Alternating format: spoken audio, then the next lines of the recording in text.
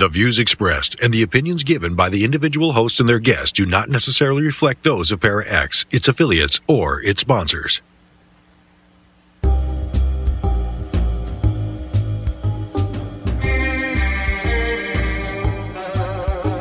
Step outside of your comfort zone.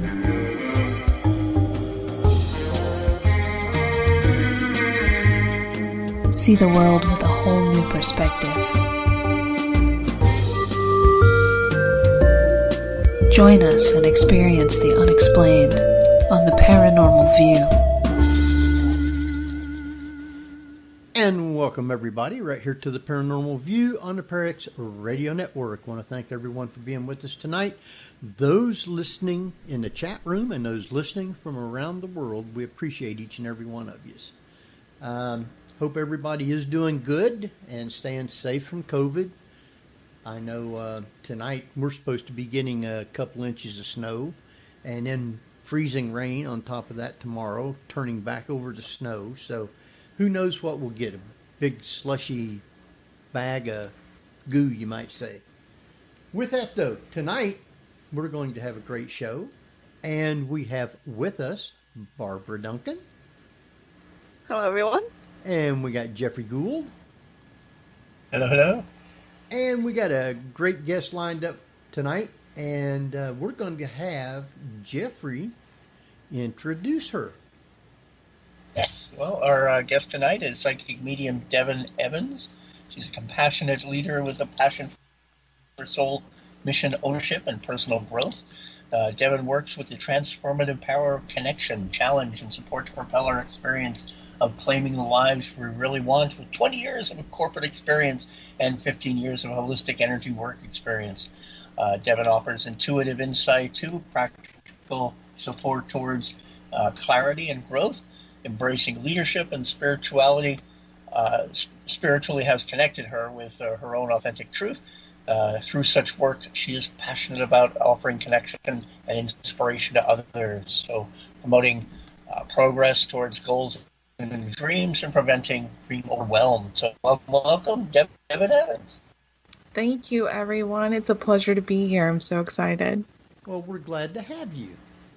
And I know you live in Columbus, so it's not too far from me.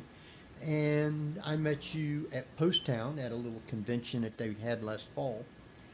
Yeah. And I know you sent some stuff to me to be able to talk about. And I wanted to know, I guess right from the start, at what age did you start seeing ghosts? Well, the age that I started seeing ghosts is a little bit different than the age that I was aware that I was seeing ghosts. So I've always seen ghosts. And I think what tripped me up in my experience is that when I would hear others talk about seeing ghosts in their experiences, I always assumed that what they're seeing is with their physical eyes. And so you hear someone say, "Oh, I saw that ghost as plain as day as I see you." And that's not necessarily my experience. So growing up, I would imagine all of these scenarios and these people walking into my space, and I would just assume that it's my imagination. And for years, I went down this road where I would have these experiences, and I just assumed that I was imagining it. And so what happened was I developed my psychic abilities as like a very passive in the background thing, kind of always running.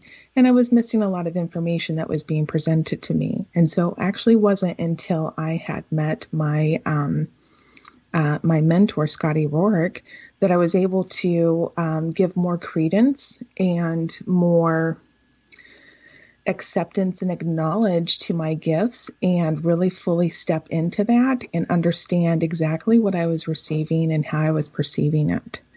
So often when I was a little kid, I would hear snippets of conversation, again, just thinking it was my overactive imagination. I would have very vivid visions with my mind's eye about scenarios, vignettes, little movie. It looked like little pieces of movie. And for, I don't know, years, I went through life thinking that I was just supposed to be this amazing creative writer because I had all these like little nuances and stories and little bits and pieces of information told to me that I thought would make great stories. But I could never really get beyond this little piece that I was shown. I couldn't understand where the beginning was or where the ending is. And so what was really happening was these were the messages that ghosts were coming up and telling me. And I just didn't have that awareness. And so what I'm very passionate about today is teaching others, because I do think everyone has a certain degree of gifts. It's a spectrum. And anyone who's experiencing or having similar experiences that don't really understand or know what they're going through, I'm very passionate about giving them like a safe harbor to talk about this and to learn and grow into it so that they just have that awareness and be able to manage it. So was this taking place in your home? It was. So often what would happen is I would be going down for bed, and then, in the dark, I would have actually spirits come to me. Sometimes they would come up to my bedside. Sometimes they would show me a piece of their life. And I had my experience as a child actually went beyond just ghosts. I like to use the distinction of ghosts for earthbound spirits or people who have passed on but have decided to stay earthbound without crossing over to the other side. And then I like to use the term spirits for those that have passed on but crossed over to the other side. And I think there's a very big distinction there because it's a completely different energy. And so my experiences weren't just with ghosts, but also spirits. I was seeing past ancestors. I was seeing ancestors of neighbors. I was seeing my spirit guides, even though at the time I didn't realize they were my spirit guides. And again, so they would just come and they would talk to me. They would give me messages. And I just thought it was my overactive imagination. One of the more vivid ghosts that had come in the middle of the night, I was awoken around maybe 3:30, 4 a.m. And there was this very, ghosts can present themselves in any image that they choose. And sometimes depending on the personality or the temperament of the ghost, they may try to intimidate you. And I think anyone in the paranormal community, they've come to understand this. This woman was actually presenting herself much taller than she really was, obviously, like she was 7 or 9 foot tall. She was very threatened because somewhere in that transaction in my dream or my subconscious state, I was shining a beacon and she was feeling threatened by that. So she had actually come to me much larger in appearance and very angry. She was from like 1859. She actually is from England, London. Her name was Agatha. And she had rushed me in my bed and yelling at me that she, didn't want me nosing around. She didn't like my presence. She didn't want me there. And when a ghost approaches me like that, I usually put up a very quick boundary. I don't have a lot of tolerance for drama when it comes to ghosts. When I'm interacting with a ghost, my whole purpose is to give them a way to be heard. Because I feel like, free will is a huge deal in the universe, and everyone has the free will to either stay or to go. And some of the ghosts that approach me don't know that they have the opportunity to cross over without judgment or fear. And so sometimes if you just kind of put up that boundary and get them to what I like to call, present themselves respectfully, they'll change their demeanor and then they're ready to have a conversation. And it's almost like I'm just talking with a friend, like, would you like to tell me your story? And they'll tell me their story and relay maybe how they died or what led up to their death or the reason why they chose to stay around. This is all very important personal information to the ghost. And it's almost like a huge weight is lifted off if they're able to relay this information. And then I give them, some insight and some hopefulness that if you would like to cross over and be reunited with your loved ones, you have that option. And we talk through that. And sometimes they take it, sometimes they don't, which is totally just fine. So if a ghost sometimes approaches me in that like really big, grandiose, threatening or aggressive demeanor, I'll just tell them, hey, if you want to continue to talk with me, if you want someone who can see you and hear you, you have to change your appearance, please. And then if they don't, then I just end the session. So do you think that you described they're viewing you as like that beacon, that somehow they take it as you're trying to push them away or push them out? No, because that's never my intention. I actually, when I'm on investigations or when I'm approached by a ghost, the last thing I want to do is aggress them. I think that aggressing ghosts or spirits of any kind is really kind of rude. And it, like, can you imagine someone who approaches you on the street who would like to have a conversation with you, but the first thing they do is they come at you and they start calling you names and telling you to come at them and what's wrong, cat got your tongue. It's not going to set the tone for a great conversation or start, having open air for everyone to be comfortable to talk with. So I don't think that it's necessarily that they think I'm pushing them away. What I think is some of us who have developed our psychic abilities over the course of lifetimes and in this lifetime get to the point where we're kind of like, not searchlights, but like lighthouses. And so it's almost like we are throughout the world these points where ghosts can find us and find safe harbor, or they have the ability to. And I really do believe that that's like the whole purpose of having psychic gifts, is to be able to provide that safe harbor. Because we're not only providing safe harbor to the dead, well, and I say loosely dead, but maybe more likely the transitioned, but then we provide safe harbor too for the living and those that they've left behind. Some ghosts were so angry and so embittered and emotional when they were in human form that when they chose to stay here, those worst qualities of themselves began to grow. Not only did they stick around, but they began to embellish upon themselves. And so if you were cranky as a human, and you decided to stay behind, or just, you stayed behind, then you would be cranky times 10 as a ghost over time.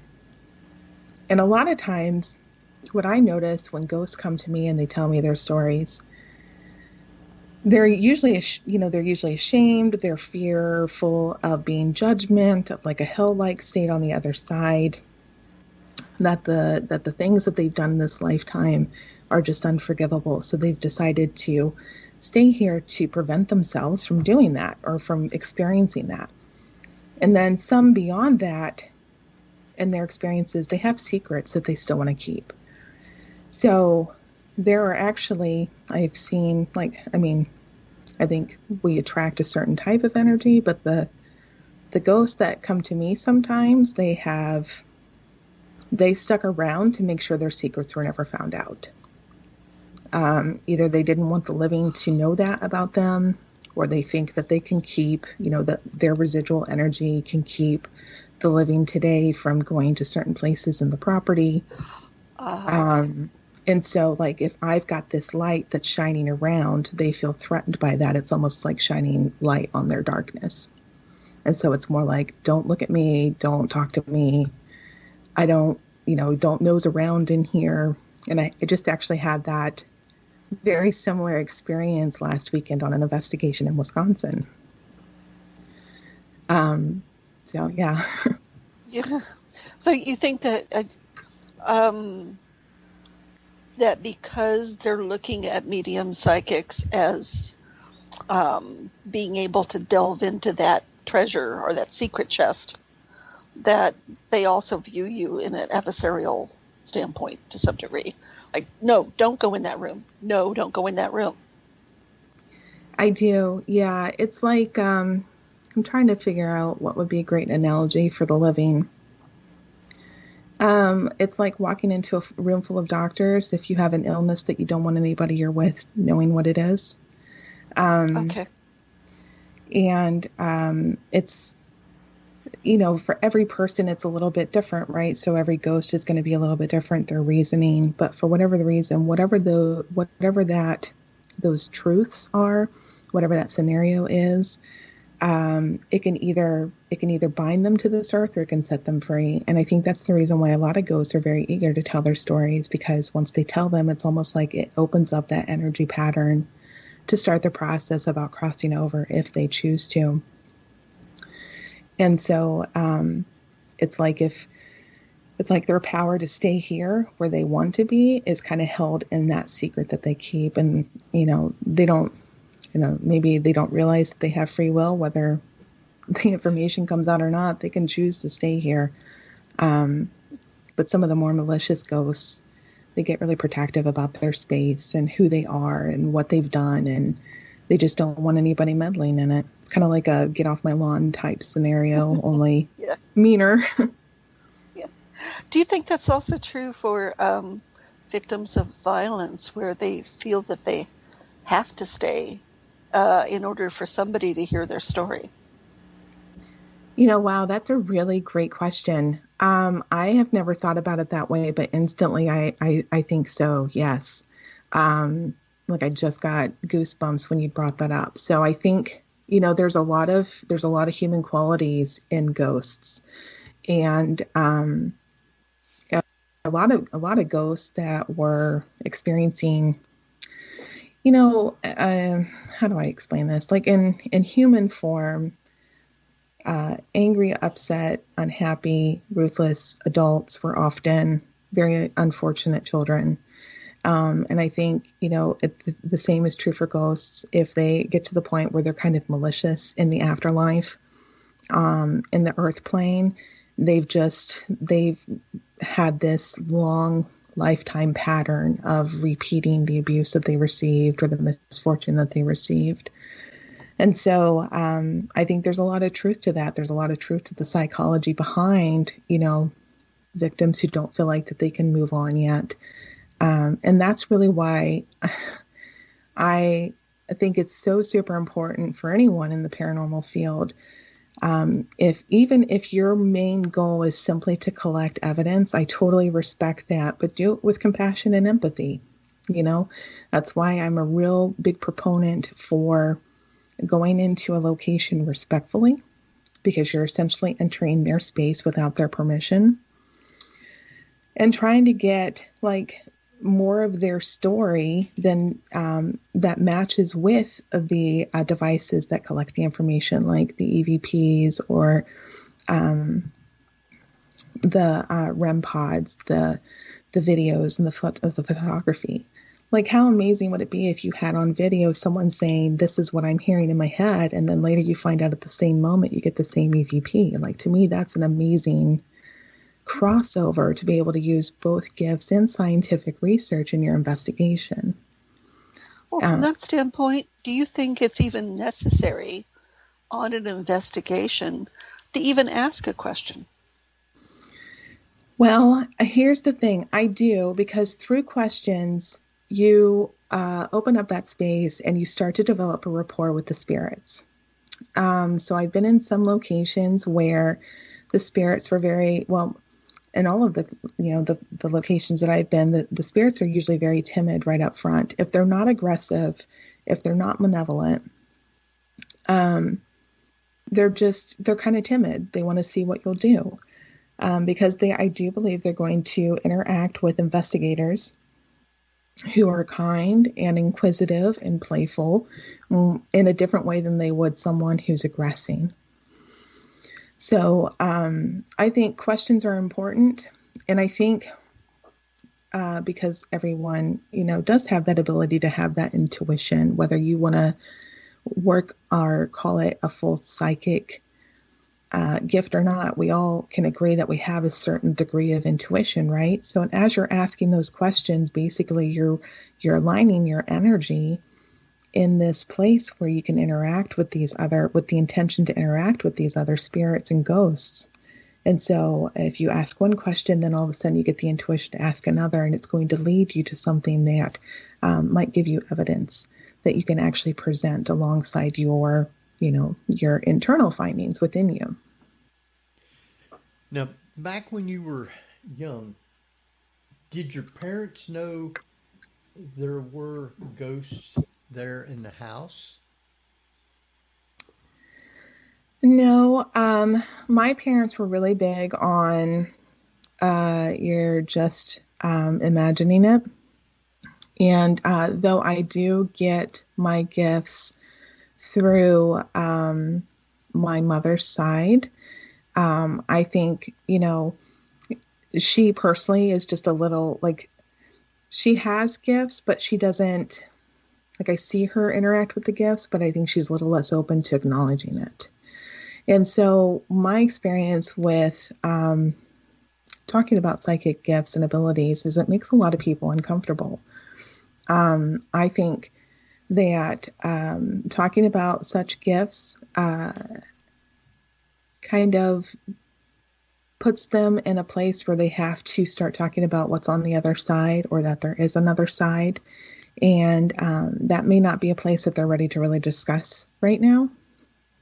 So they, if they saw something or felt something, or if their keys were misplaced, all of the little pieces of evidence that you might see in the house that we grew up in, they were just very quick to kind of shrug it off. And I think we also live in a society where it's just, you're really, you're more important if you just constantly stay busy. And so when you are too busy to really take a look and figure out, why are my keys always in this one place? And you're not really open to that. That was kind of my experience. And I think that's the reason why for the better half of 30 years, I was just very quick to ignore that, or keep any messages that I received to myself, thinking, okay, well, this is just my message and it doesn't need to be shared, when actually it does.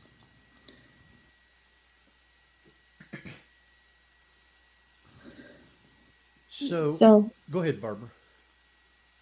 Well, we have a question in the chat room, okay. And it's sort of along this lines, which is, has there ever been such a strong negative presence that you don't even want to go in there? It's that somebody says, "Oh no, you don't." Do they have that much of a barrier, or can they throw up that much of a barrier where you just simply don't want to walk through the threshold?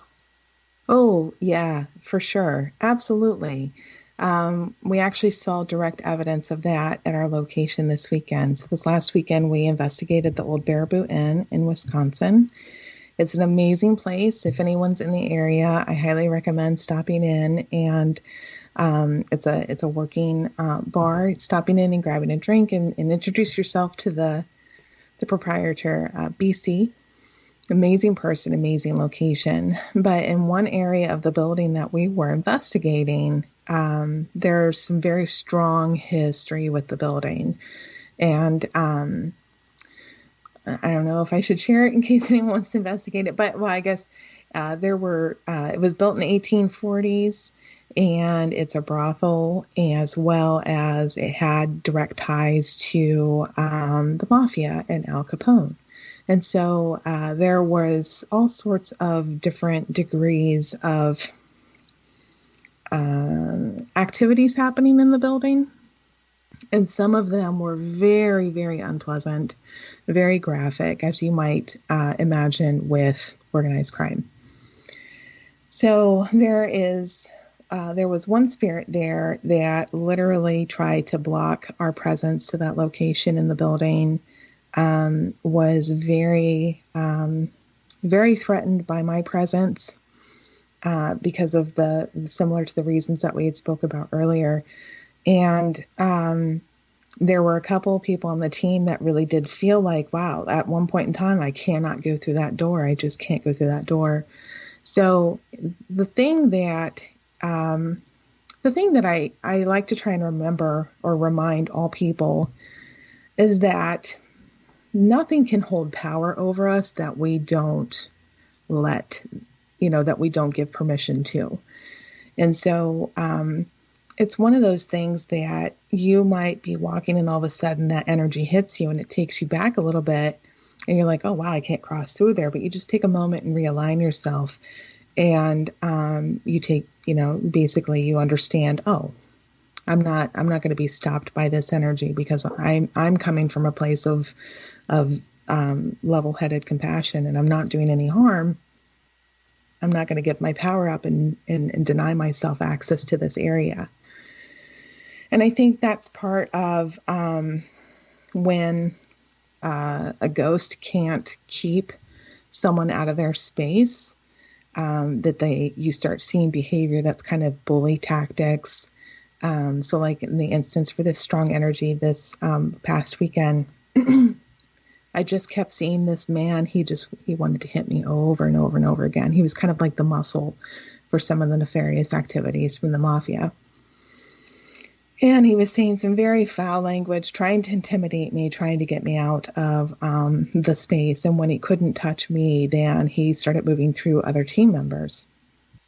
And so that's why during investigations, it's very important to realize nothing can harm me in this space unless I allow it to. I'm in full ownership of my energy and my protection here. And I'm taking responsibility for the quality of that energy with my intention and the way that I choose to cleanse and protect myself in this space while I'm collecting the evidence. See, I am not one who is medium or psychic. And I can go into these places. I don't never feel anything. I don't never hear anything. I don't see anything. But I catch all kinds of stuff on my recorder. Oh, cool. And I have Tina a lot of times is with me, and there's 3 or 4 others that are usually with me when I'm at places like that who are, and they'll be sitting there saying, there's this person over here, this one's over there, and I don't see anything. I don't hear anything. Sure. And I've never wanted to be that way. So I guess I can just keep it closed off, but I can still communicate with them, and I get a lot of responses on audio. Yes. So. Yep. And that's why I love both components. I don't think there's one component over another. And I've heard some people who have really developed their psychic abilities and they prefer just to go into a location without any electronics whatsoever. I've heard other investigators who actually don't really like to have psychics or sensitives on their team. They only want to do electronic devices. And I respect the decision of both. I really love the idea of having a balanced marbled team, because I think the more documentation that you can have during an investigation, the more accreditation that you can have there. So, excuse me. It's totally one thing if someone says, I see that, or I hear that you say there's an energy over there, but I don't feel it and I want to. That's one thing. If someone who's completely fine with not feeling the energy and just working with the scientific evidence, then that's how you use and you work with your psychics, right? If the psychic's like, I feel energy in this area and this is what I'm picking up. I think the best way to utilize that is to take the equipment and in that area, see what you can collect to corroborate that, and see what comes up out of it. And with these investigations, it's like going to the zoo. Sometimes you're going to get a lot of activity, sometimes you're not, and it's just how the energy aligns that night. But my favorite investigations are where you've got both recorded evidence that a medium is picking something up at the same time that the electric equipment is also picking something up, because I really feel like that is a piece of evidence on both sides that really help perpetuate the fact that these two sides can work together in any investigation respectfully. Yeah, we usually a lot of times when I'm on an investigation, I have at least one psychic or medium with me, and not all the time, but most of the time. And we were doing this one house, and it's supposed to have been a little girl spirit there, and I was trying to get her to come and talk with me, and we were just sitting. There's three of us sitting there, and all of a sudden the one says, "She's standing right in front of you." I said, "Oh, okay." So I'm getting my camera. I'm going to try and take a picture. And Mark says, "Honey, can Henry take your picture?" And the spirit on the recorder says, "I'm smiling." Aww. So I love that. That is confirming what she was saying, that she was right there in front of me.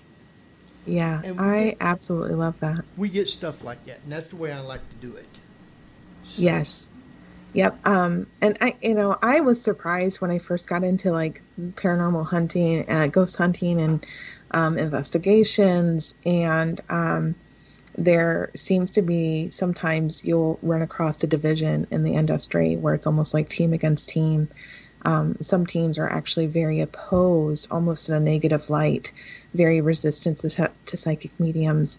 And it's not fair just to say paranormal investigators can sometimes be like that. The public can be like that, right? I think there's a very negative history behind people who took advantage of these abilities and who have given out poor experiences. And, I think once you try to trust someone and your trust has been broken in a most vulnerable way, then you're just like, I don't believe any of it. And I've got to respect that too, for sure. But I think it's the best when you can just stay open, at least, to the possibility, because who's to say that the person who's feeling energy over there isn't actually feeling something specific, even if the equipment's not picking anything up in that moment, because they just happen to be a little bit more sensitive. And I think the more open you are, and you get the full spectrum of that, you're going to have more occurrences like that. I think there's a definite difference between debunking your evidence and disbelieving your evidence.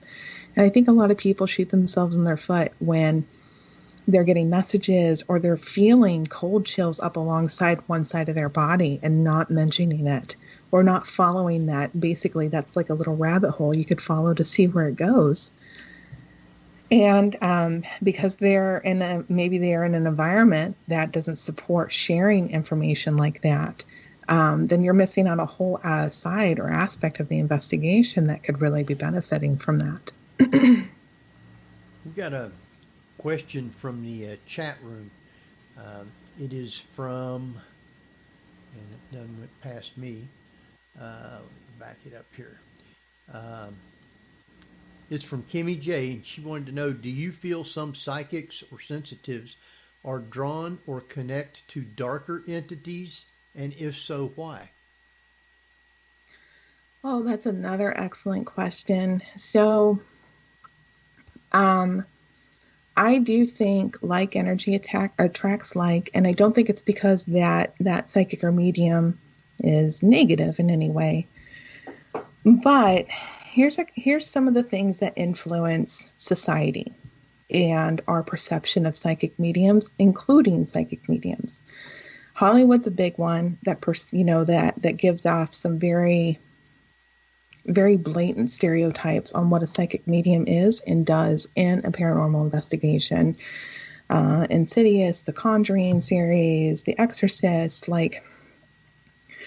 there's all sorts of history around the dramatization of ghosts. And then we start seeing things like curses and demons. that come into the Hollywood information as well. I have yet to meet anything that I would characterize as a demon. I think most energies that are that malicious are actually really advanced and negative human ghosts that have just twisted themselves into a very low, condensed negative energy. So I personally think that every medium does good. There's always a reason why that they're coming into the energies that they're coming into. And the one thing that I always encourage everyone who gets messages is to sit with it long enough to really hone in your discernation. So practicing the art of discernment, because here's the other thing that ghosts like to do, kind of like what I was saying earlier, they like to play tricks. And they like to give us false information sometimes, and they like to lead us astray. And so you can't always take the information that you're getting from a ghost for face value. It's actually, with paranormal investigations, especially the more nefarious the spirit, the longer you have to stay with it and read the energy to say, okay, is this truthful energy? It doesn't feel like it. And you can start to kind of peel back the layers to get to the bottom of what's really going on there. I've had several ghosts appear themselves to me as children when they're not actually children. And I've had several children's spirits appear to me as these huge, lumbering, monster-like creatures when they're actually just little children. Those are examples of some of the things that you can come into contact with. And so mediums that are, it might be that the medium is not necessarily attracting nothing but negative energy, but more so maybe that's just the more dramatic thing to talk about, because it's more fun to talk about the spirit that was, trying to give me kidney punches last weekend and how I defended myself against that ghost. And here I'm using spirit, but really it's ghost. This ghost that's giving me kidney punches and how I'm defending myself against it than it is to talk about the man who passed away in his recliner and is confused on what's going on. And I talked him through and allowed him to see his mom who helped him through the other side. Hollywood kind of helped perpetuate the dramatization and what's more fun and interesting to talk about when it comes to the other side in ghosts versus spirits. So just a couple of things that I would recommend. Anyone who gets messages, practice that art of discernment. What are you really feeling? Is it fear-based? Are you coming from a place of fear? Because that can also kind of bias your readings. Are you coming from a place of love, but the thing is trying to intimidate you? That's a better place to come from, because at least your slate is clean. And the information you're getting, you can start to filter through and understand what's truthful and what's not, versus someone who just kind of takes everything for face value. To add on to that question, though, do you feel that there are some psychics or mediums that tend to draw those entities to them for whatever reason? Some people draw people that are less fortunate, or psychic vampires, etc., to them simply because of their energy type. That's absolutely true. That's quite the possibility. I think if you are someone who's constantly attracting negative energy, and especially if you're feeling that it's unpleasant. Now, like if you're able to handle it with confidence and it's not an issue and you're able to help clear or protect the group from it, whichever is the benefit there, then the reason why these spirits are coming to you is because that's what you're intended to work with in that moment. But if you're finding it that the negative energy that you're getting hit with time and time again is really unpleasant, then that is where, as energy workers and sensitives, we have to take a step back and check ourselves and say, okay, what's going on in my energy field? Where in my energy field am I attracting this stuff in? A big part of our work in psychic mediumship is that we also have to heal ourselves from our own past traumas. because every reader is different. They're going to have different experiences, and they're going to have different pieces of the information, which is also why I love working with other mediums, because we'll all get our own pieces of information that create a bigger, more broader picture in an investigation. But when we're receiving this information, it's always through our own personal filter. And if that filter is still clouded with a bunch of painful memories or hurt that we haven't resolved within ourselves, then it may cloud. And that's where it comes back to that discernment, right? We have to work on ourselves to be able to get the most accurate information while we're out in the field or while we're giving a reading. So if I get to the point where personally, if I get to a point where I'm getting a string of negative energy that's really unpleasant to work with, I'm going to be working with myself to try and figure out, okay, is there something in my current energy field that's calling that in? And how, and start working on clearing that. I also think it's really important for mediums and psychics to be doing daily practices, things like meditation, setting your intention, being aware throughout your day, the information that you're getting or how you're feeling. All of that helps to kind of maintain the healing work that you're doing so that you can get those crystal clear messages. Jeff, you got anything? Yeah, we forget. Yeah. We forget that there is. Sorry. I was just going to reply to Henry that I'm just fascinated listening to this. Oh, okay. Okay.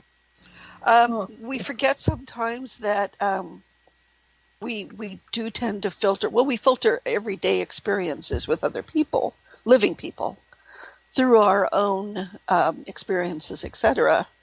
And I was going to say that we try to anthropomorphize ghosts, but they were human at one point. So we're still practicing a certain degree of psychology when trying to interact with them and figure out what the issue is, right? Absolutely. Absolutely. So there was, I was on an investigation in October. We had investigated the Rhodes Hotel in Atlanta, Indiana, an amazing place. And another area that I highly recommend for any investigator to check out. And while I was investigating, now here's the thing too, I also want to be very clear about, I'm not going into investigation spots to help these ghosts cross over. They have been here for over 100 years, sometimes hundreds of years. If they don't approach me for help, I'm not trying to force my help upon them. I am literally going into these spots and having a good time. There's a reason why they've stayed behind, and I respect that. I am really, really big on free will. But at the Rhodes, I was up in the attic, and there was actually a ghost who had approached me from outside of the building. So back to that lighthouse effect. As I was investigating there was someone that came into the space from another area who specifically asked me for help. And this particular ghost felt that his name was Jacob, and he felt that he had to stay behind because of another ghost named Anna. He said, Anna's not going to let me go. I'm feeling like I have to stay here. She wants me to be here. And Anna had a very over-controlling girlfriend type of energy. I don't necessarily get the vibe that they knew each other in life, but she found him in death, and she kind of played to his sympathies. Oh, I'm just a lonely girl, and I need someone to look out for me. We should stay here together. We can be happy together. Let's keep each other company type of thing. And so he was very reluctant. He wanted to move on. He didn't want to stay around, but he was very reluctant to do this to Anna. And he was kind of afraid what she might, how she might take it. And I literally had to, just like I would anyone who's in a relationship where they want to leave, but they don't feel comfortable, kind of go through the talking points of, Jacob, we all have free will. And if you're feeling the tug to leave this scenario and move on, there's a reason for that. And you have to believe that Anna will also have the option and the free will to move on from this as well if she chooses. I'll be here to help her and talk to her after this if she wants to. And after a lot of reluctancy, I was able to help him kind of come to terms with all of the possibilities and the love and support and the freedom that he could experience on the other side. And he did decide to just move on. Anna, unfortunately, did not decide to take that. In fact, she was very angry at me. She was very resentful at Jacob. She had some very, angry crying type, not nice things to say. And as unfortunate as that is, I had to respect that and leave her be, because she just wasn't interested in it. So I agree, Barbara, a lot of the times when I'm talking to ghosts, it's exactly how I would talk to the living in that same scenario. Except for a lot of times that scenario is that they may not know that they're dead. But, you talk to them like you would a friend. I'm really sorry to break this to you, but this is what's happened. This is how you died. These are your options now. And they're usually just, they're just usually very grateful for someone who cares, who's kind and patient, and takes the time to help them. So when you're talking to these spirits, are you doing it through your mind, or are you actually speaking out to them?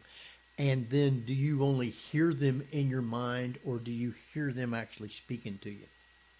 Yeah, no, I usually, especially if it's just me, it's all in my mind. And if I'm with others, I'll speak aloud so that they have the opportunity to hear at least my side of the conversation. When I hear the spirits, it's like a 40-60 split. 60% of the time is in my head. The conversation I'm having is two ways, though I hear them in different tones and different accents at times. And even if the ghost was native to another part of the world, because the other side kind of, it goes across the barrier of language. So I'll still hear them in English so that I can understand them. But it'll kind of pick up and reflect in that, if they had, if they're from China, they might have an accent, from that part of the world. So, but the other 40%, sometimes I'm hearing snippets of the conversation out loud.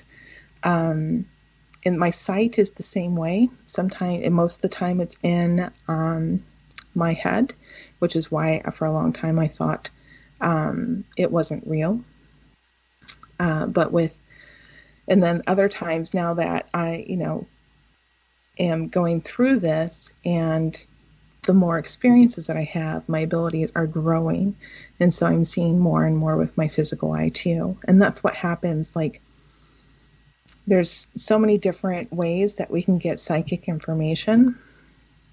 And there's so many different ways that we can pick up information from passed on loved ones or ghosts. And what you'll notice is that as you start to acknowledge that and become aware of it, and you start to work with that to develop it, and you get stronger, your gifts will actually shift and shape themselves, and you'll start to have even more new experiences. And then all of a sudden you've learned a completely new psychic ability to go with that. Okay, got a question from the chat room, kind of. It's from Kat, and she wanted to know, why is it that living people believe they can advise those who have passed? We don't know how or if the other side works as well as they would. So, and I love that question. I think that's a fantastic question. I think, again, it comes back to discernment. If a ghost ever asks me a question that I just don't know the answer to, I'm going to be honest with them. I'm sorry, I just don't know.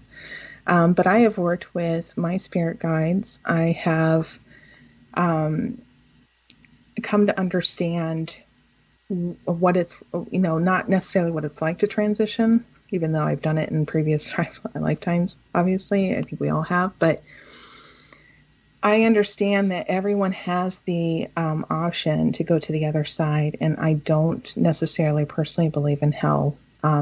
What my guides have shown me is that it's not there's no fear of judgment and brimstone.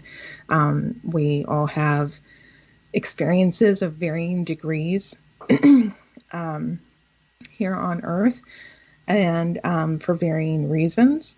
And then we go back on the other side to do a life review. And it's the closest thing that we have to hell is that during that life review, we might feel any pain that we caused either intentionally or unintentionally to other people here on this side. But that's just to be able to gain perspective awareness. And then if you choose to help them while you're on the other side, you have that ability. So the way that I look at it is I'm not going out and seeking ghosts, and I'm not telling them about their business or telling them what to do. But what is happening is ghosts are actually finding me and asking me for help. And so this would be similar to walking along the street and someone who is clearly lost says, "I'm sorry, but do you know where I'm at?" I'm not just going to say, "I'm sorry, but I can't advise you on your life. I don't know where you're going. I don't know what you want to do. I can't help you," and walk away. In both scenarios, I'm going to take the time and ask them, "Oh, well, where are you coming from? Where would you like to go? What would you like to do? These are your options." And it's not that I'm necessarily telling them what to do, and I'm certainly not forcing them to do it. I'm just presenting them with the options of what they have available so that they can make the decision on their own. So what is really the kicker for me is that the information that I've received about what the other side is like, about some of the things that we might go through as we transition to the other side, has been corroborated by other psychic mediums. And so these are people that I didn't know at the time that we discussed this. It's someone that we'd never spoken before, and yet I'm sitting there hearing them explain to others what they have come to find out from their spirit guides or their meditations. And I'm like, yes, that's what I've come to find out too. So when you have like all of these different examples about unrelated people who are getting the same information, it's really hard to ignore that. And that's what it comes back to when I say debunking versus disbelieving. It's one thing that if you get a piece of information and everyone else you meet's like, "That's not what I experience," I might take that back and say, okay, let's refeel this out. What's going on? Why did I perceive it this way? What could it really be? But if I'm getting a piece of information and 10 other people over the next 3 years that I meet have the same piece of information, then I'd have to go out of my way to disbelieve that. And I think that's unfair.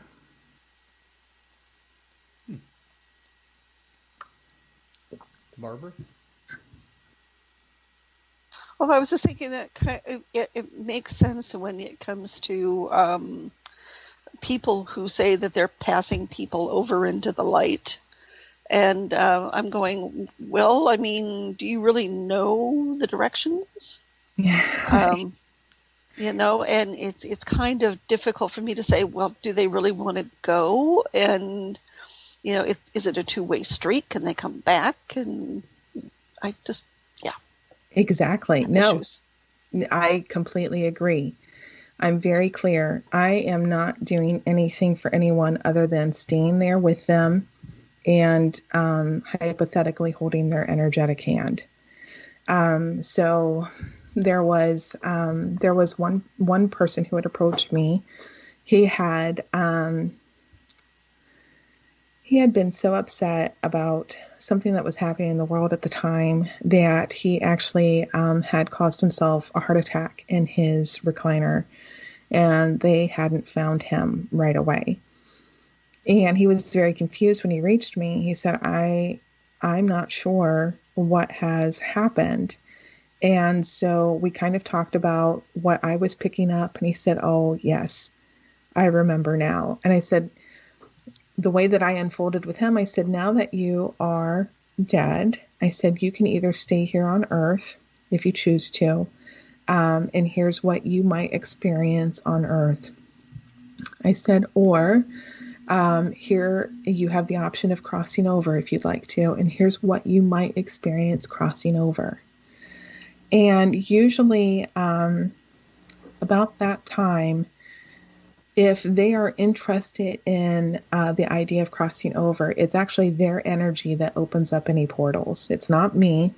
It's their energy. It's their pace. If they have any questions, I ask them to the best of my ability. And what often happens at that time, also as their portal has opened up, their loved ones that arrive to help them cross over show up and just wait to see what they choose to do. And so especially anyone who is scared or didn't realize that they were dead at the time, by the time that they see their loved ones, they're so relieved to find someone that they know. They choose to go with their loved ones. Every once in a while, they've decided not to, and I totally respect that. The moment that they make that decision, their portal closes, and I let them know, then there's nothing more I can do here for you. And I send them with love and peace, and I let them know that if they ever choose to change their mind or would like to talk again, they're more than welcome to find me. And that's literally been my experiences when I help others. And I don't even like to call it helping them cross over. I just help them make an educated decision, or I help them make a supported decision. It's literally just like I would be helping a friend. They're like, I don't know whether I should, stay in Ohio or move to Montana. I'm like, well, here are your options. And, let's look at what you might be gaining in either area, what you might be losing in any area. The other misconception too, I think, that really holds a lot of spirits back, that they want to stay here on Earth, is that they don't feel like they can come back. And that's not true either.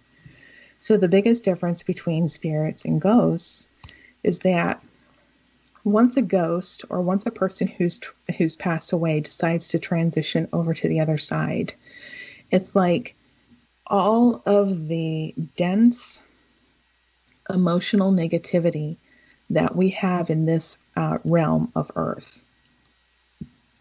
is washed away. And they no longer have that earthly, it's almost like a coat. It's almost like a very heavy coat. It's almost like a burden, right?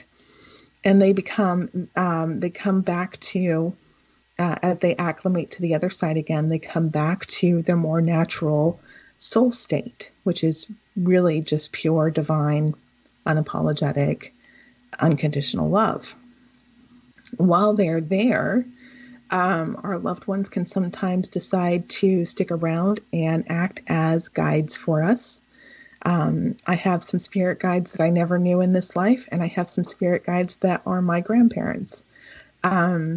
Because they decided that there was some things on the other side that they could help us with. And so I hear that a lot. Like, I've got a friend whose father passed away, and the moment he got to the other side and he saw the bigger picture, he decided to stick around, and he pops in and out with my friend a lot. So, and I've also heard some people, and the moment I heard this, it completely resonated with me. On the topic of death and the fear and the sadness of dying.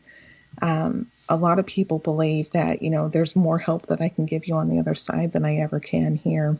And I do believe that there's a certain amount of wisdom to that.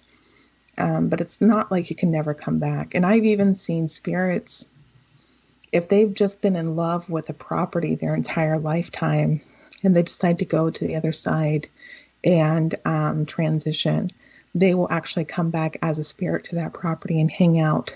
But it's a completely different energy quality than you would get from a ghost who's never gone over to the other side and kind of release that heavy coat of the negativity. So it's kind of like they get a new coat, or it's sort of like developing a sage or a magus standpoint when you finally reach a period of enlightenment, kind of. Yeah, so the light bulb turns on. Yeah, I think we come and we have multiple lifetimes for the experience of it. And I mean, if you think about it, the whole reason why we're driven to do certain things in this lifetime is to be able to have the experience for it. I wanted to be a mom so that I could experience what it was like to be pregnant and to give birth, and to, emotionally be there for someone as they're developing and going through all these changes.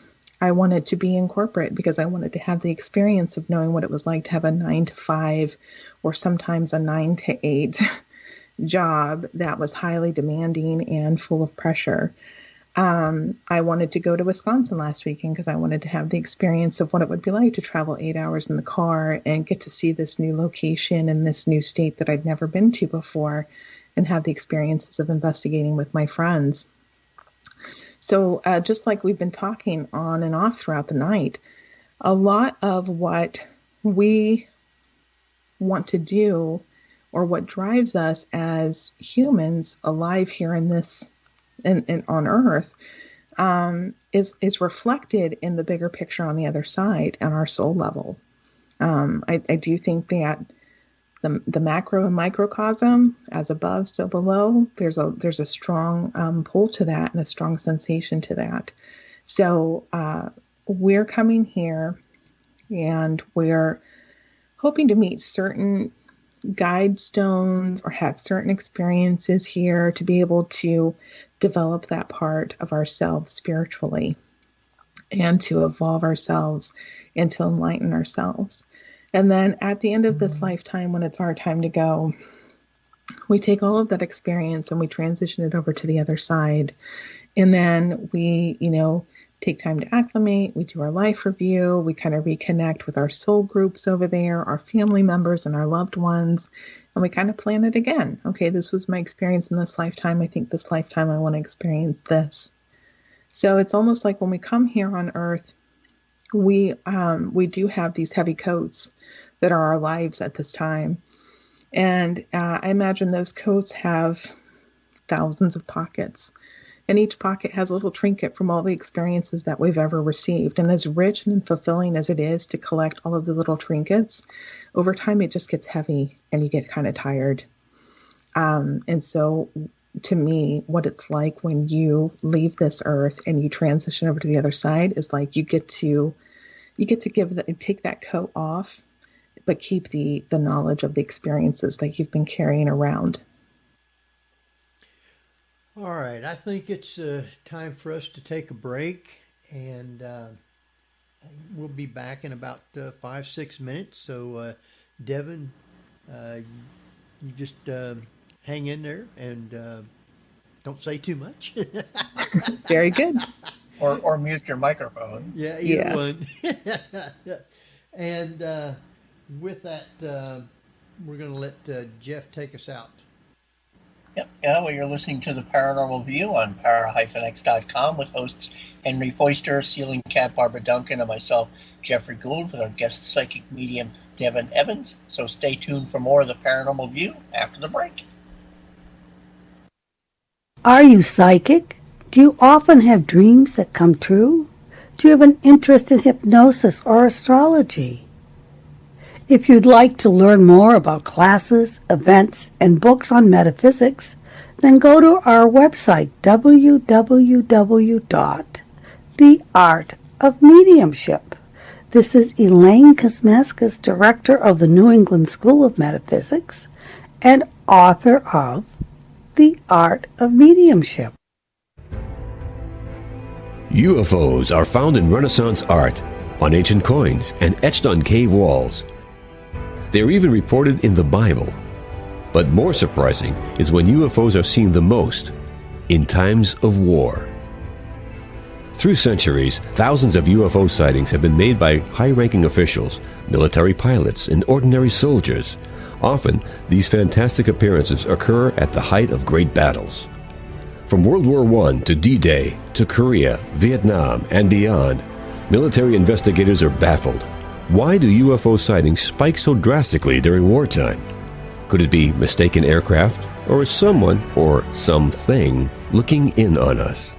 In UFOs in Wartime, What They Didn't Want You to Know, Mac Maloney chronicles centuries of these incredible sightings and tries to solve the puzzle of why so many UFOs are seen while humanity is at war. Read about the scare ships, the ghost planes, and the ghost rockets, alien giants in the jungles of Vietnam, UFOs controlling our ICBM bases, dogfights with flying saucers during the Gulf War, and more. 300 pages of unbelievable stories, along with many startling photographs. That's UFOs in Wartime, What They Didn't Want You to Know, by Mac Maloney. On sale at your local bookstore or on Amazon.com.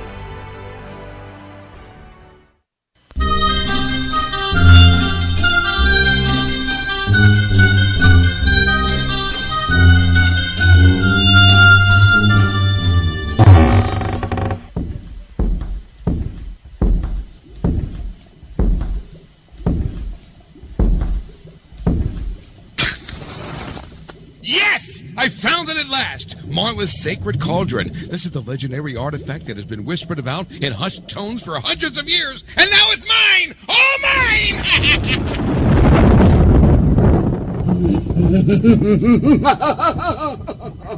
Who dares defile the sanctity of my castle walls? Step away from the cauldron, you impertinent, muddy-metaled maltworm. Never! I've spent half my lifetime trying to discover your age-old secret of stirring the cauldron. Oh, for Merlin's sake, that's no deep, dark secret. Just tune into the Para X Radio Network Thursday nights at 9 o'clock Eastern for more cauldron stirring than you can shake a wand at. Oh, well, in that case, I guess I don't need to take up any more of your time, so I guess I'll be going. Not just yet. We've got a little unfinished business to take care of.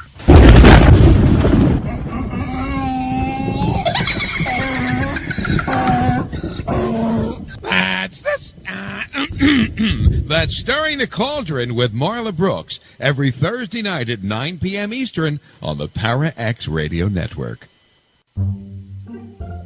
You've no doubt heard of Tango and Cash, Whiskey Tango Foxtrot. Perhaps it takes two to tango. Well, now, on the first and third Thursdays of each month, there's a show called Tango and Friends at 8 p.m. Eastern on the Para X Radio Network with your host, Bruce Tango. And yes, there will be at least two to tango on each episode, sometimes even more. There's going to be lots of topics and lots of guests you'll all know and lots of surprises.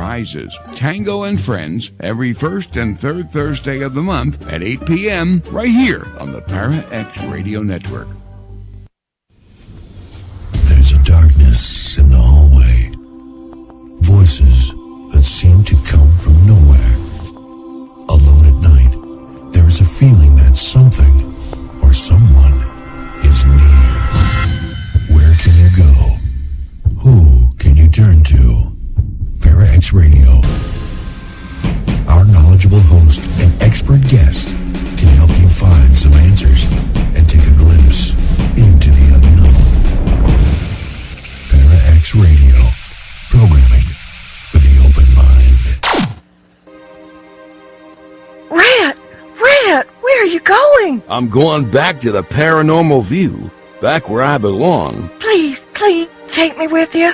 No, I'm through with everything here. I want to see if there's something left in life I haven't explored.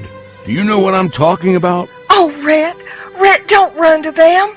They talk about ghosts and hauntings, UFOs, and all kind of supernatural scary stuff. You'll never understand, will you, Scarlet? No! Well, that's your misfortune.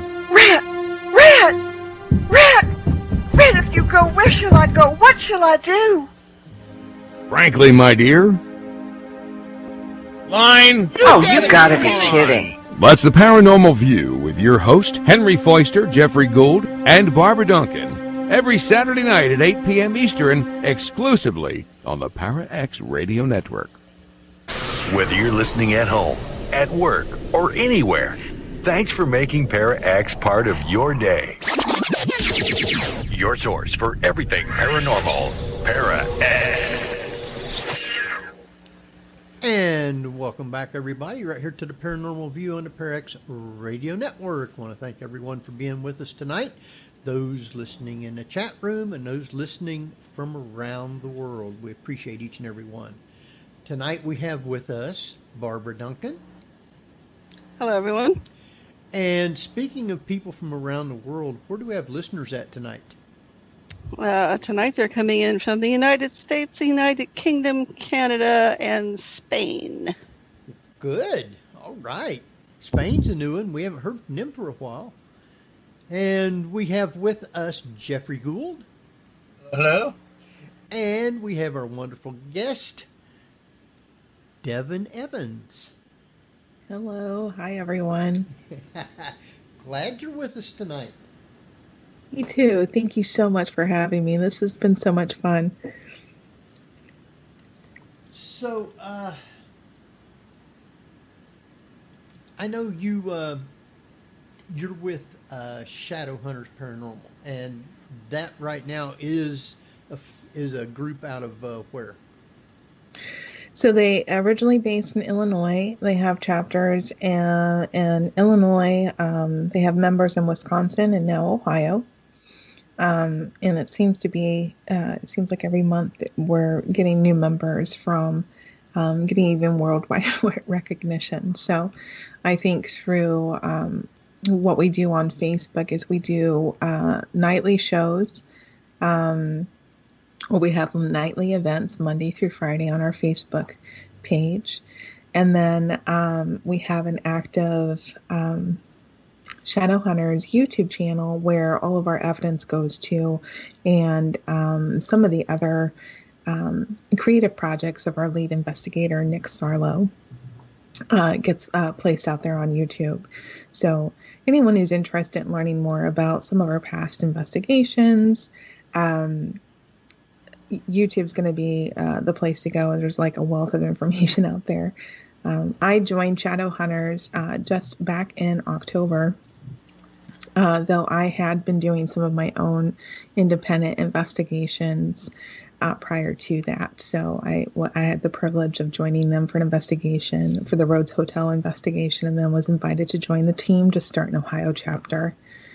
And so this year I'm working on 2 different chapters, one for Shadow Hunters Paranormal Investigations and Events, and then we have a sister group or a sibling group for Psychics Unite. And everything that we've talked about tonight and promoting the growth and education and awareness of psychic abilities, that's what's really encompassed in Psychics Unite. So especially when I speak about scientific investigations and then having that sensitive insight into how to read energy and pick up information, that's the reason why I love both Shadow Hunters and Psychics Unite, because they just parallel that perfectly. So what's happened over the course of several years is we've had quite a relationship between the 2 organizations and work really well together with that. The whole premise of Shadow Hunters is they are, we're working on creating unity and support amongst the paranormal investigation world. So we're actually trying to promote more support between teams and organizations. We're trying to maybe dampen a little bit of the you versus me in that industry. We want to be able to celebrate each other and watch each other thrive and succeed. And I think that that's an amazing concept for this industry, because I do think, especially when you're looking to present information that is new and profound, that it can sometimes feel like a race to get to to get to a new location first, or it can sometimes feel like a race to present your information first. And I personally come from a belief that there's enough for everyone. You can investigate one location 600 times and get a different investigation every time. And I think there's merit and benefit to that. So wherever we can actually support each other as individual teams from a place of mutual respect and kindness, I think the better it is for everyone involved. And that doesn't just that doesn't just support us, but it supports all of these individual business owners who have these beautiful properties that are helping support them in their lives and their families too. So it's actually a win-win when you look at it globally. You're able to provide that mutual respect to these locations, as well as other teams and spreading the word and sharing information. So I really love that about Shadow Hunters. That's the reason why I enjoy that. They're primarily open to receiving information from both scientific equipment as well as mediumship. They use that blend beautifully. And they do work to debunk their information and then only retain the things that they can't debunk. They provide information very accurately and grounded, in a grounded way that's professional. But they do it in a way that it's not shining a negative light on anyone else either. And that's very important to me.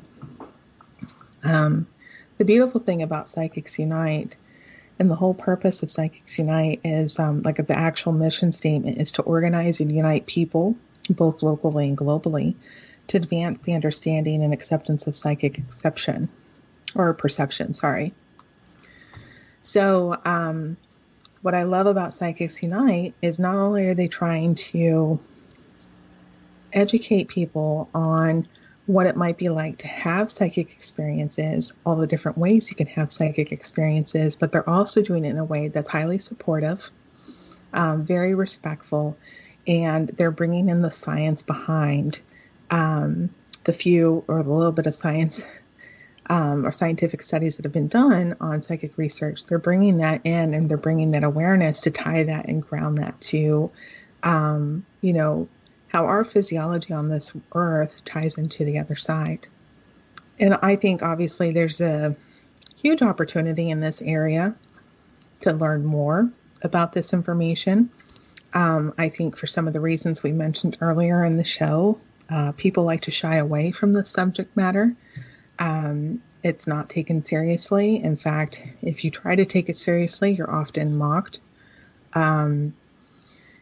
And so I think it takes a certain degree of openness and experience to be able to consider, okay, I'm willing to, put my doubts aside and say, what if?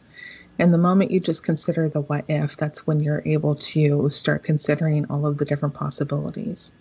I openly accept skeptics. I love working with skeptics.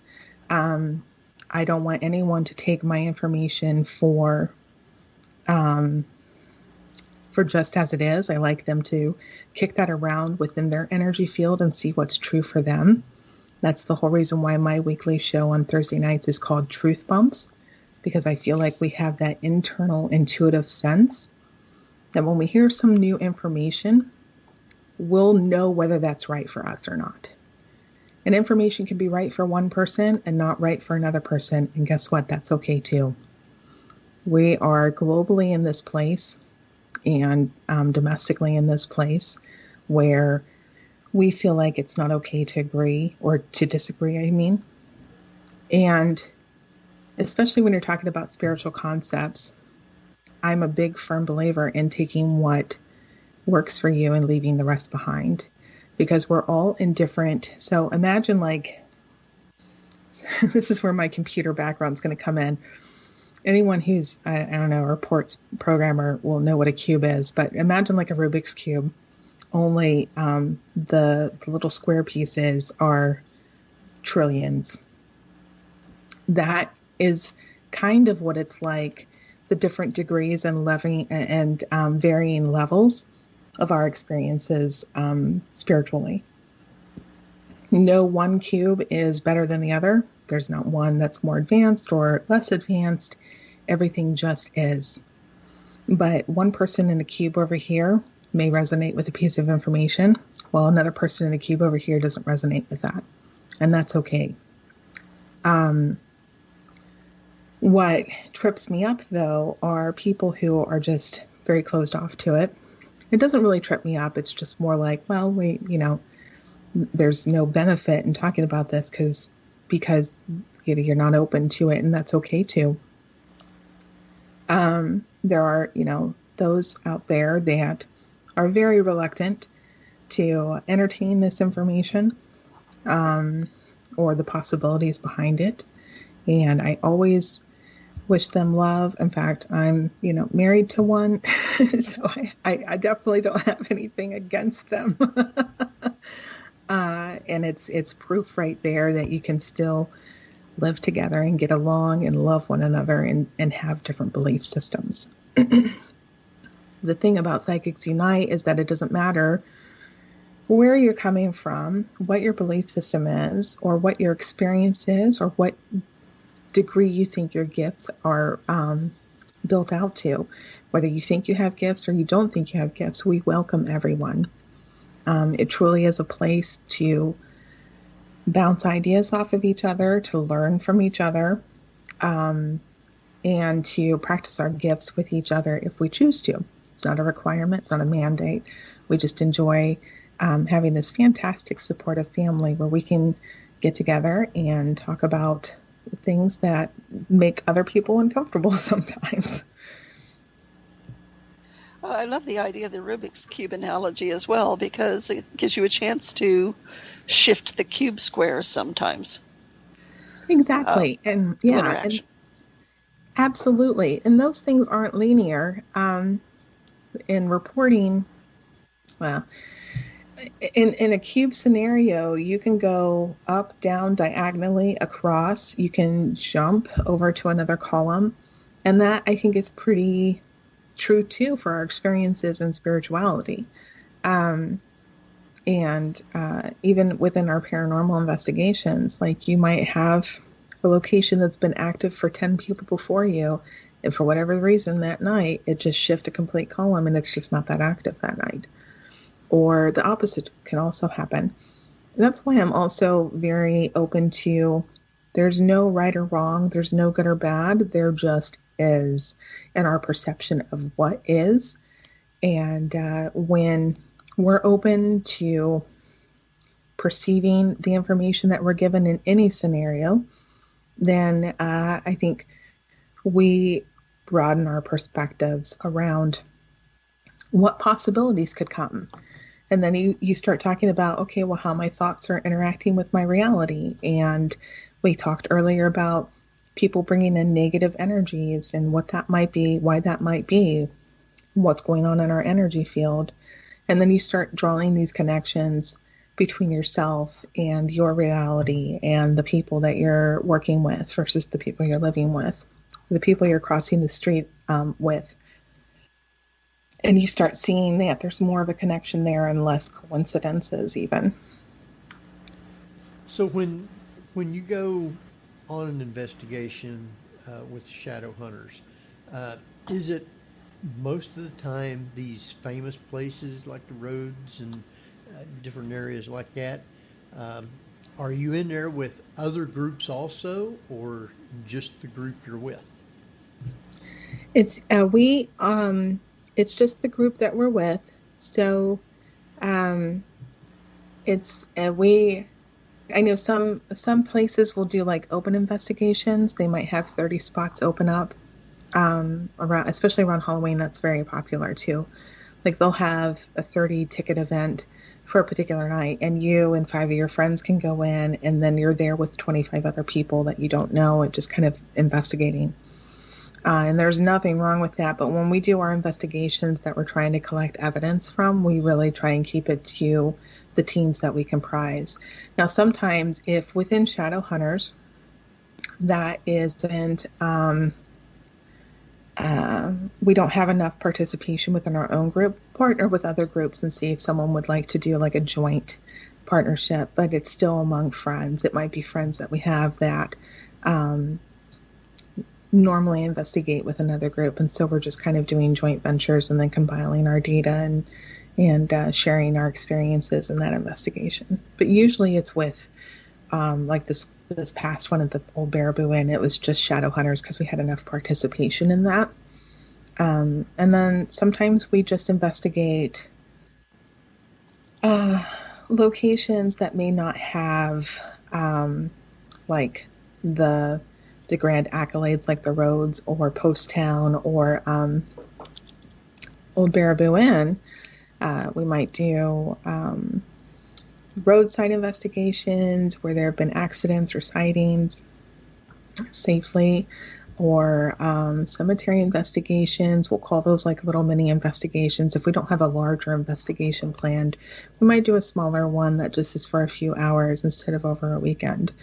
I think we start to get a little itchy if too many weekends go beyond without getting out there and being able to try and collect some information and just be in that environment of paranormal investigations. So roughly how many people would you have when you do something like that with them? I think we have 7 at the roads, or 8. We had 8 at Old Baraboo Inn, and we don't usually go beyond 10. And 10 is a large group. So depending on the size of the location, we have to be cautious around how much space we have to work with, because you don't want you don't want to a lot of noises cross-contaminating your information, right? Right. And so we'll plan out, okay, let's do 3 people on the 3rd floor. Let's do 4 people on this floor. The rest of us, let's just listen for EVPs at the central hub, and then we'll switch people out as in shifts, and we'll know that during those time sets, like, okay, turn off recorders as we're moving around. Let's get 5 minutes and put in place, and then let's get the equipment back up. And when I start doing investigations in Columbus, I'm actually going to try and do like more of like a journal and a log as the night goes on, so that I can say, okay, setup happened between 8 and 8:30. Investigation officially started at 8:30. First round of investigations from 8:30 to 10. Took a break from 10 to 10:30 and reset, that kind of thing, so that I can take that back and match it back with our equipment or with our evidence, and know that it's, you may not be able to take for face value any quote unquote EVPs that you pick up during a reset or a reshuffle, because you might just be picking up someone who's talking to someone else as they're getting put into place. This last weekend, I've gotten a couple of pictures where there was some things in the background. I was taking pictures on my phone, which has a really good camera, but also on an IR camera that offers night shot.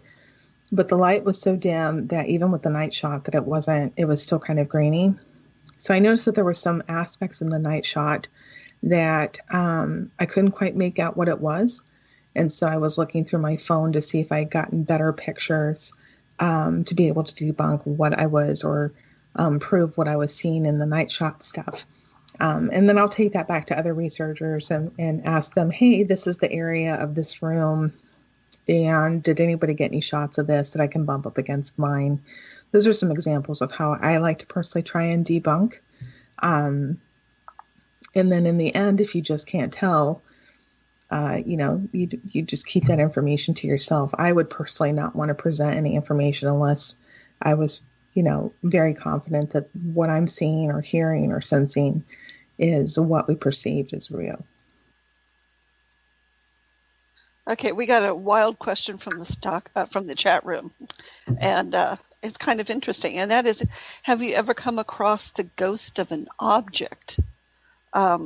He says that he heard that a guy claimed a car was looking for its owner, and that it was just the sound of a loud car, but nobody could tell where it was coming from. Oh, that's interesting. So, what I personally believe is that inanimate objects don't have souls, so I don't feel like they can actually haunt and stick around and haunt. But what can happen is a couple of things. One, that inanimate object has retained residual energy from an event, a person, place, or thing. And psychometry, the psychic ability of being able to pick up objects and read from them, is a prime example of that. Anyone who's into crystals and stones, and they're very sensitive to the energies of the different properties of crystals and stones, that's another great example. I think it's also the reason why you'll get a lot of experiences in places like historic castles that have a lot of stonework or brick buildings, because stone and clay and some of those materials from the earth have a tendency to hold that residual energy very strongly. So it's possible that there's that component there. We've all heard about like haunted dolls or inanimate objects that have retained information or residual energy. I do believe that that's a possibility. There's another thing that can happen called just residual energy. And so what that might look like is you might have a repeating scene every night at 3 a.m. Let's say someone who says, I see a door open, and then I hear steps going down the hallway, and then I hear a door close at the end of the hallway every night at 3 a.m. That might be a ghost. It might just be residual energy. If there's something in that space that happened that was pretty traumatic, it can cause this imprint in that space that will continue to affect the living and the space within it. So hearing like the loud sound of a car and maybe having, we have a lot of local legends around things like that. Again, Hollywood movies like Christine is an example where cars being haunted, that might also impact some of the experiences. I have no doubt someone's hearing like this residual phantom sound of a car. I think that's quite possible. But for it to be like a haunted car looking for its ex-owner, I think that's a little bit more difficult to get around because the car itself never had a soul. Even though sometimes it feels like it. Like I cried when my first car got totaled. I was like, oh, I named it and everything. And I was like, I'm never naming a car again. But, I think that's one of those things where it's really, it's a great idea just to bounce that up against your internal truth. Like one of the simple things that you can do, if you're looking to seek guidance from your intuition, any information you're getting, whether it's what you want to eat versus just the thing that someone just said resonate with me. One of the little things that you can do, I actually learned from channeler Lee Harris. It's called the body test. And if you just sit for a moment and close your eyes, take a deep breath to ground yourself, and then just notice your energy around your heart center and just see where it's at. If you've got two options, let's say apple versus banana, keep the apple in your mind and see how your energy in your heart center shifts, and do that, 30 to 60 seconds. Just focus on the apple and breathe through that. And then switch your perception to the banana. How does the banana sit with you? You'll notice that your energy feels different between the two options, and one should feel more light and maybe a little bit more high, like higher up in the vibration. That's a really good thing that you can do anytime that you're trying to bounce across any energy. So like if you're hearing someone talk about an urban legend or a possible, story that just sounds kind of outlandish, you can always do that simple little body check to check with yourself to see, hey, is that really a possibility, or is this just something that kind of spun out of control? So places that you have investigated, either with a group or just you and one or two other people, do you prefer like going to the big box places to do an investigation, or are you looking for small place, private residence, or a place where it hasn't been overdone investigating, you might say? I love both experiences because they do provide different, because you do get different things out of both. So I have never investigated a private residence yet, but I would love to. I mean, outside of my own, like maybe not my own home, but going back to childhood homes and things like that. Private residences, you just got to be a little bit more selective because you're never quite sure what you're going into. And I do think that, if you definitely got a good, strong psychic with you or a medium, you can kind of feel that out and sense what might be coming up in that investigation to determine whether you're going to accept it or not for a private residence. But as far as like the big named ones versus small no named ones that haven't been really investigated, I love doing both. I look at the so let me rewind it a little bit. One of the things that we as investigators, whether you're using abilities or not, I think one of the things that we sometimes struggle with is believing what we're seeing or hearing. And sometimes it's really easy with an EVP, but sometimes it's not, right? Like you could really chuck that sound up to that was just background noise. Or do you want to take the time to slow that down and break that out and see if there's actually something else there deeper to it? So I like having both of those experiences because it allows me the freedom to say unequivocally, this is what I experienced. These were the messages I got. These were the people I saw. These were the dates and the names that I picked up. A friend of mine, before I joined Shadow Hunters, actually it was about a year ago. Oh my gosh, it was a year ago this weekend. We actually drove out to Gore Orphanage Road. And there's no real one singular location to investigate in Gore Orphanage anymore. It's just kind of like this general stretch of land. But I was picking up information all around. Like, so we went up the road past the area, I was getting information. And as we were approaching the area, I was getting information. There was this one beautiful little old-fashioned church with a historic cemetery next to it. And we decided, since it wasn't too far from the location, we would stop in the cemetery and just respectfully look at the tombstones or just get a general feeling and just be there. You know, it only took 5-10 minutes. But I kept hearing, the two sensations that I kept getting was there was someone who they just thought they were so stupid. They were like, how stupid could I be? I can't believe I was so stupid. I was so stupid. And I got that very strongly. And then I kept hearing a train whistle. And I kept thinking, oh my God, it's so stupid that I would think there's a train around here. There's no trains around here anywhere. And as I'm going through this and I'm getting ready to share, so what my friend Heather and I would do, she would pick a location and research it and not tell me anything about it. And then we would go out there and test my abilities and see what I would pick up to see what it was crossed against her research.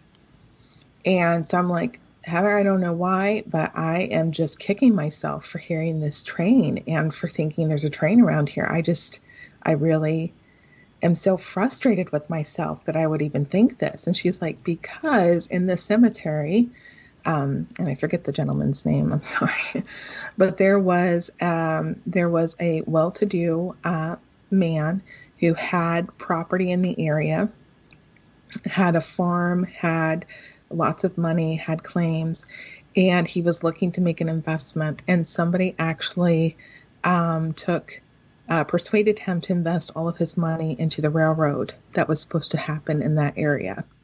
And then it never did, and he was destitute and they lost everything.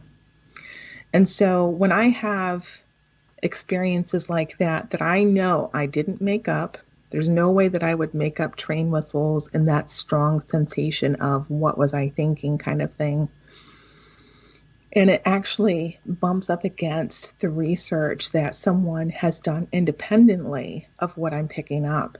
That to me is an amazing piece of experience that I'm taking with me. And I'm using that to help me refine and tailor other investigations with electronic pieces of equipment as well. And that's interesting when you can research the history and the background of a place. I've been doing the Preble County Historical Society, which is an old farm, and they haven't allowed anybody to go in there to investigate, and they called us in to do it, and we was in there just one night. Mark and I was sitting downstairs, and my son went upstairs, and he wasn't up there 15 minutes. And he come down. He said, "Dad, you gotta go upstairs." He said, "I hear this little kid talking to me. It's real soft, and I can't make it out." Anyway, when he had to go outside for a little bit, but he left his recorder up there running, and me and Mark went upstairs, never got anything. But later, when we was listening to the recorder, after he come downstairs, you hear this kid say, "Come back." The kid was wanting them to talk. Well, when we talked to the curator and everything, she said there's never been kids here that we know of. And she started doing research and come to find out the woman, after her parents died, she'd been a school teacher in Eaton. And after her parents died, she had to come and work on the farm. And because they didn't have a lot of help, she went to the orphanage and got kids to come out and stay there on the farm from the orphanage and help work. And these people never knew that there'd ever been kids there. Wow, that's incredible. See, and that's where, especially anyone who's just starting out with their abilities, always try, you always want to discern, but don't disbelieve the information that you receive, because even if someone's like, "No, that can't be possible, that can't be possible," there's a reason why you receive that information. And I do believe that we get the messages we do for specific reasons. Like, I'm getting messages that my other friend, Jen Hodgson, psychic medium, is not getting, but she's also getting messages that I'm not getting. And it's all because of the match between our energy and the location, and just the reason why we're receiving the certain messages that we are supposed to be able to tell others. I think that's fantastic. I love that. I love that story. I remember at our convention where we met last September, I had the opportunity to investigate in the, it was in the old Post-Town Elementary, and I had the opportunity to investigate the upstairs just for a minute. And I was allowed to go into the doll room, and immediately a little girl in a blue dress had approached me, and she was very excited to show me which dolls were her favorites.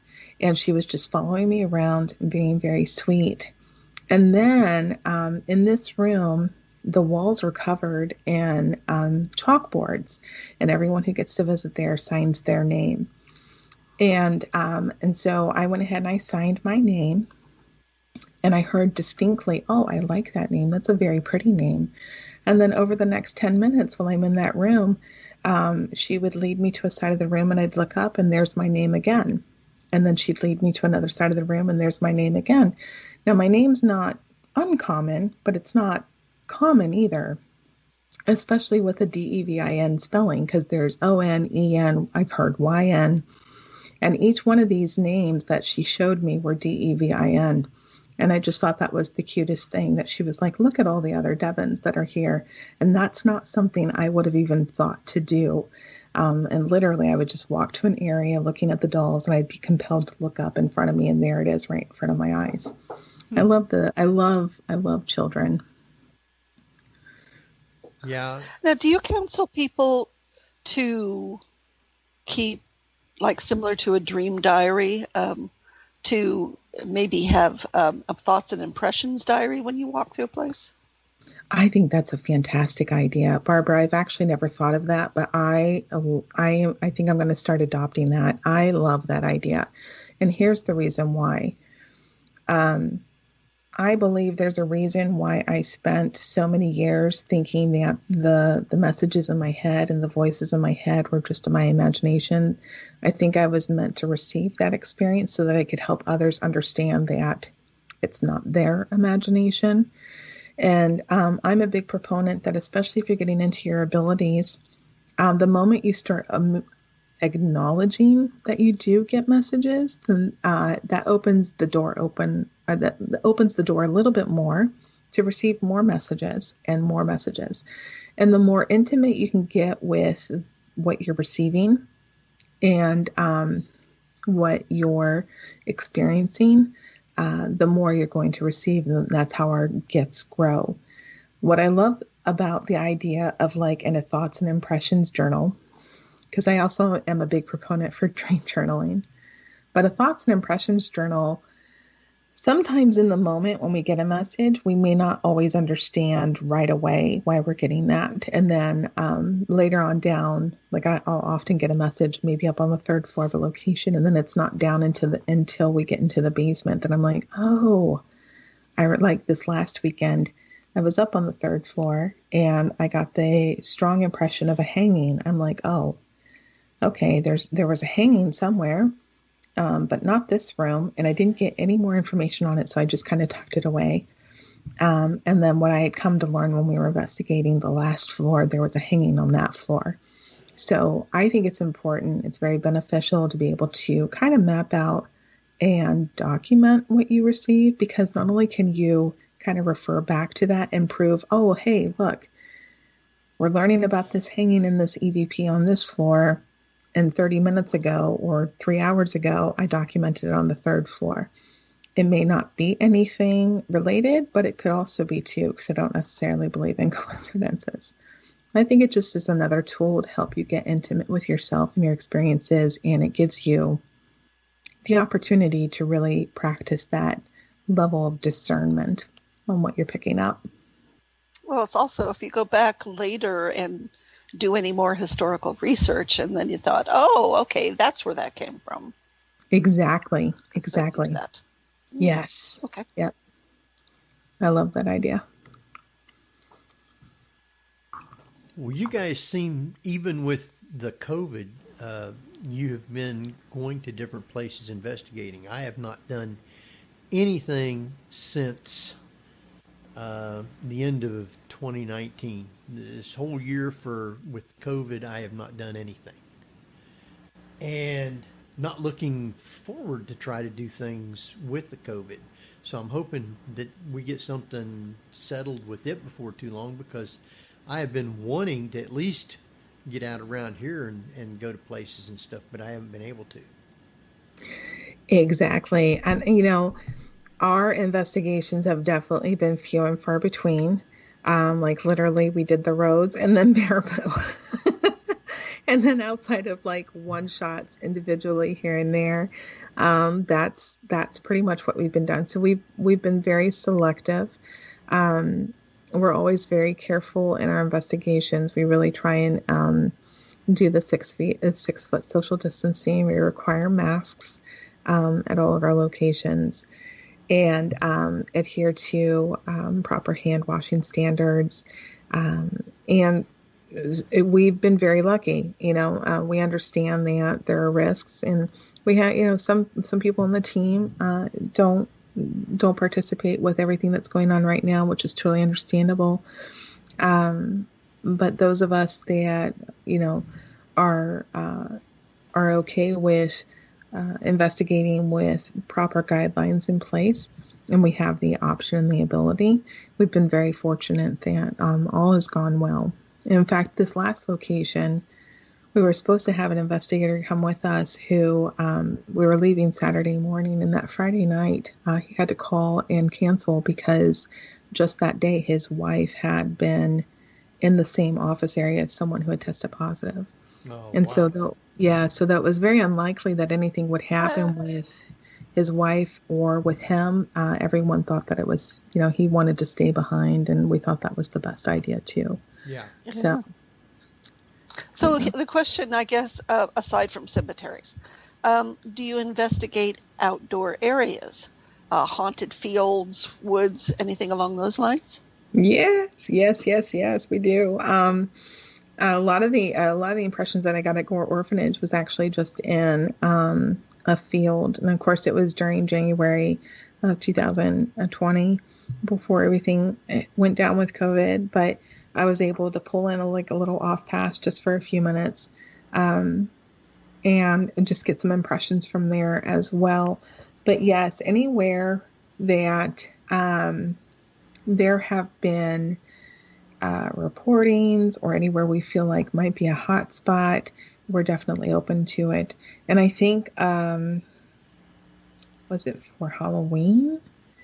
Some of the local investigators in Illinois had gotten together and did a socially distant, there was only 2 or 3 investigators, but they had done a socially distant investigation in woods at midnight on Halloween. It's kind of like a celebration, but they were getting so much activity off the REM pod out in the plain woods. It was really impressive. So yeah, I love, as long as you can do it safely, and there's no real concern of trespassing, woods, fields. And I've been doing research for to start setting up investigations once COVID gets a little bit more stabilized. And I feel like by mid-year to the fall, we'll start to see better numbers with that. But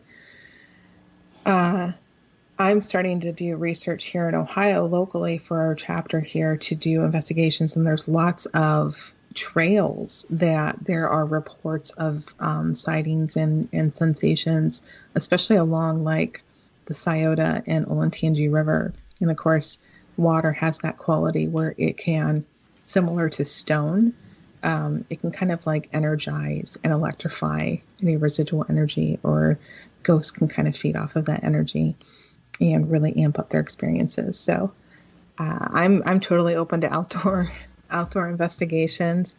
I would even love one area that I know just a little bit about, but not very much, is I would even love to start doing investigations for cryptids, and all the different little earth type spirits that might be lurking around, and see if you can get any information or evidence off of that for those investigations too. Any particular cryptids in mind? Are they called not boggins? That's the little what are they called? They're down, I think, in Kentucky, but they're little 3-foot Puckwudgies? Yes, thank you. I don't know. A puckwudgie, Boggins or a scary movie monster. Sorry. But yeah, the puckwudgies. I would like to. I guess you've got to be careful, because some of the stories I've heard is that they're not necessarily benign, and if the puckwudgie is part of the fairy realm, and I know now we're getting into some really fringe stuff. I mean, what's fringe from psychic abilities? But here we are. But if puckwudgies are part of that earth elemental spirit fairy realm, then I do think that there are some truth to the Irish lore around fairy realm. So be careful of gifts, and be careful of Take into account, one of my cats' name is Puka. Oh, yes, the pukas. I love it. And that's funny, because I do believe animals tend to take energetic qualities of the names that we give them. I used to have an all-white cat named Spectre, and he literally would disappear before my eyes and reappear over here to my left side. It was so funny, but I love that. Yeah. There was a meme about there are sites that give sort of like suggestions from writers to like an idea, and one of them posted a cat that teleports around, and you turn around and there it is, and people were just replying, but that's just any cat. That is just any cat, yes. They're always teleporting, like, what? Where'd you come from? You were just here and now you're over there. Yeah. I used to have, alongside Spectre, my all white cat, I had an all black cat named Milo, and he was like a spirit guide. He like an earthbound spirit guide, honestly. Anyway, there was one night, I'm a big scary movie fan. I just love them. I can't get enough of them. And one night I was watching scary movies at like 1 a.m. by myself with the lights out. And we had just celebrated her birthday, and I could see my kitchen from there. And on the other side of the island was a helium balloon from the birthday celebration. And I'm just watching this scary movie, but out of the corner of my eye, I'm watching this helium balloon go up and down and just start moving and moving and moving and moving. And I'm like, am I seeing this? Is this like, oh my gosh, what is going on here? And as it's starting to move, it's getting to the end of the island, and it actually turns the corner. And I'm like, I cannot believe I'm seeing this. I'm getting really freaked out. And slowly but surely, that helium balloon comes into view. And here's Milo at the end, just carrying it in his mouth. It was like, oh, okay. It's just my cat. All right. Perfect. So, yeah. Well, our time has just been running right on by. And did we have any last question in the chat room, Barbara? We did, and that was a question from Coffee, and wants to know if you've ever been contacted by a living person mentally. Oh, so I'll be brief because I know we're running out of time. But what usually happens when that shows up, one of two things. All of a sudden, I will just feel pulled to give someone a call, like my father, my brother, my best friend. And when I call them, they'll be like, oh, I was just thinking about you. Oh. And I think that happens to a lot of people, even when they don't have like psychic abilities. That happened to me just yesterday. For like 5 days, I'd been thinking of my friend who's actually out in California, Jeff. And I was thinking about her really hard. I called her a couple weeks ago, and I didn't want to badger her, so I didn't call her again. And finally last night she called me, and she was like, I've been just thinking about you. I can't stop thinking about you. And I'm like, well, I can't stop thinking about you. So here we are. So I definitely, you can have those experiences with the living. I think it shows up more like that type of scenario where you'll just get pulled to reach out to someone. They're like, how did you know I needed to hear from you? Well, I want to thank you for taking the time to be with us tonight, and very good show, and a lot of information with it. I know everybody in the chat room was just thrilled. I mean, they were just listening intently, and of course we did get a lot of questions from them also. But what I'd like for you to do is give out all your information where they can contact you and follow you. And when you get done, just stay on till after we're off, and then we'll thank you. Oh, sure. Well, thank you so much for having me tonight. Thank you, everyone, for joining. It's been a pleasure. You can find me at devinevans.com. I'm also Devin Evans Psychic Medium on Facebook. You can see my Facebook page there. On Instagram, I'm Divine Medium. That's spelled Devine Medium. And that's also my handle on Twitter. So those are all the ways that you can find me. And then just generally lurking in the atmosphere. You can try and reach me through meditation. All right. Well, I'll thank you after we're off and everything.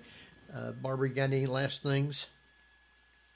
No, everybody stay safe, keep masking, wash your hands, and keep the social distancing. And next week we have with us Thomas Wortman, who hasn't been with us for a while. So going to be a lot of good information from him with that. Jeff, you got any last thing? Have a great week.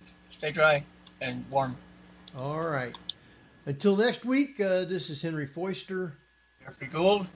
And Barbara Duncan. We'll see you next week at the same time. So good night, everybody, and stay safe. And by the way, we now have snow outside.